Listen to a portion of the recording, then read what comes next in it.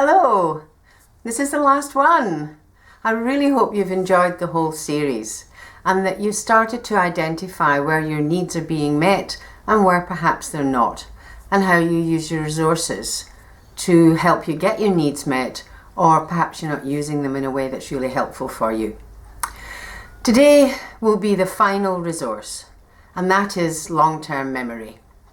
Now, in the context of this, we're looking at two aspects of long-term memory, and there are more, but these two are of particular relevance. And one is knowing that something is the case, that you went here or that you had that experience in your life. But it's also knowing how to do things, how to drive a car, how to brush your teeth. And so much of that is attached to long-term memory. And when you think about it, pretty well all the habits that we've got rely on having learned something in the past and retained that understanding. So long-term memory helps us navigate the world. It helps us engage with people because we recognize birthdays, we understand what that's about. Same with celebrations like Christmas or other traditional celebrations. And we understand the context and the meaning and the importance and all of that kind of thing. So long-term memory is really important in helping us, as I say, navigate the world, but also connect and maintain the connections with other people as well. So I'd like to recap now over the needs and the resources. So you'll remember that the needs were emotional safety and security, a sense of status in your place in terms of community group or your family group, self-esteem, the extent to which you have good regard for yourself, for your accomplishments and achievements, and how you utilize those now. Also privacy, the extent to which you have private time on your own to consolidate your experiences as the days pass. Also intimacy, that connection with one other person, that truly open, vulnerable, trusting connection with somebody. It may be a sexual relationship, it doesn't have to be. And then the other side of that coin of connection, community, knowing that you have a sense of belonging somewhere in a community of some description. On top of that, we've got autonomy, which of course is your independence, your capacity to call the shots in your life. Finally, we've got meaning, and the sense of having a meaning and a purpose in your life, and the fact that once you've retired and once your children have left home, you may have to make a decision about that rather than automatically having one. And that will be something for you to contemplate based on what you enjoy, what gives you pleasure and satisfaction. And the final one is positive attention, giving and receiving positive attention. And we all need all of these needs met because they're innate. We're born with them and they're not preferences. So when you feel that somebody needs more attention than you want to give, recognize that it's an unmet need that they're really struggling to fill and perhaps doing it really inappropriately. Then the resources, the rational mind, of course, which we use all the time to make decisions about things. But on top of that, it brings balance to the emotions, as you'll recall. Imagination. This is your superpower. You can use it well or poorly, but this is how you guide yourself forward in your life with your imagination about the things you want to experience, and realizing that studies have already shown that you can imagine something, and if it's vivid enough, then it's almost as if you're experiencing it. You may have to do that sometimes, who knows?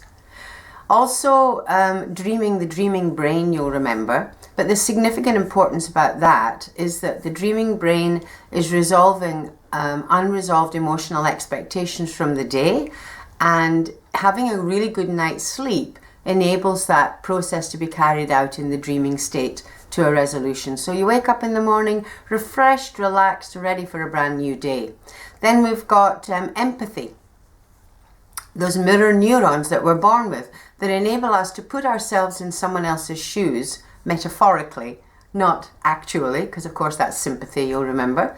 And that helps with our sense of connection, our belonging as well. and our capacity to help one another too. Then we have pattern matching, which is how your brain works. And I think it's particularly valuable in the sense of a communication breakdown. Maybe you're operating from two completely different patterns. You could call them perspectives, but maybe you could cut some slack for yourself and for the other person and recognize we're talking two different languages here. Maybe we need to examine that so we can make some headway. And of course, after that, we have the observing self, that mindful awareness of yourself in one way or another. Maybe your behavior or your language or your manner, that sense of appreciating how you are in relation to somebody else and having that observing position. And then we have long-term memory, which I've just talked about. And finally, we have emotions. And emotions are meant to arise, be expressed appropriately, and then they fall away. They drive our actions, and they identify for us if a boundary is being compromised, or in fact, if a need is being met so beautifully, and you would do more of that, figure this one out, and get something done to fix it. So that's it in a nutshell. You've got the lot now. You have everything you need in terms of knowledge to enable you to move forward in your life and thrive from a well-being, an emotional well-being, and a mindset point of view.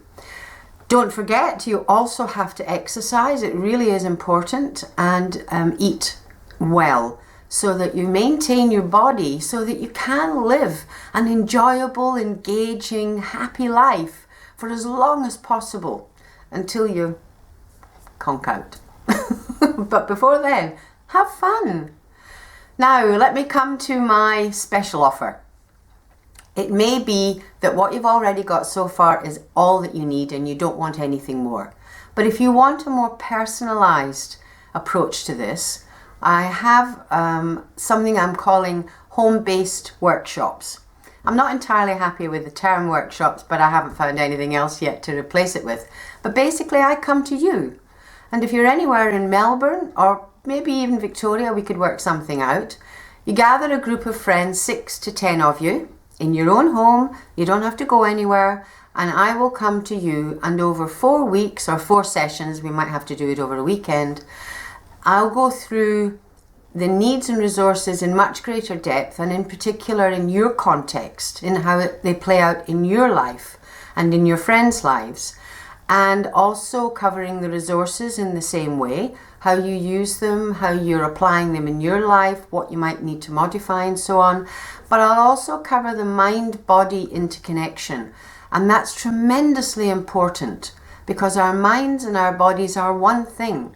The term most commonly used in that context is the body-mind, and we can influence our body's expression one way or another, and sickness, according to our mind, and so that's tremendously important.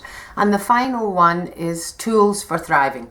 So I'll introduce you to some ways that can help you thrive in this context as you move forward and continue to age, and I trust age awesomely.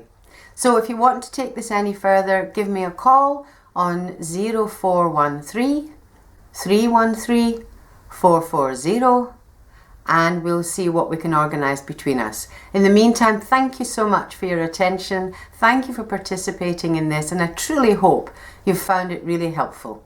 Bye-bye.